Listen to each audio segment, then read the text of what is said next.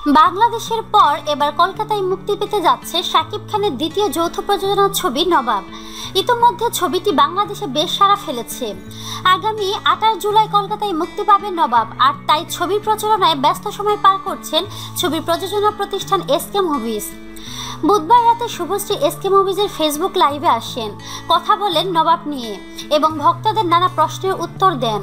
Subhashree superstar শাকিবকে নিয়ে বলেন, শাকিব খানের মাঝে অনেক সম্ভাবনা আছে, অনেক পরিশ্রমী ছেলে শাকিবকে খুব মিস করছি। এই সময় শুভশ্রী বাংলাদেশের দর্শকদের ধন্যবাদ জানিয়ে বলেন, বাংলাদেশের দর্শকরা নবাবকে সুপারহিট বানিয়ে দিয়েছে।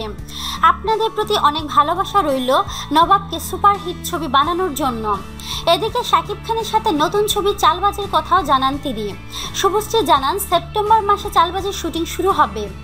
বাংলাদেশ ও ভারতের যৌথ প্রযোজনায় নির্মিত নবাব ছবিটি পরিচালনা করেছেন জয়দীপ মুখার্জি। এতে শাকিব শুভশ্রী ছাড়াও অভিনয় করেছেন অমিত হাসান, রজতাভ দত্ত, খরাজ মুখার্জি, মেঘলা প্রমুখ।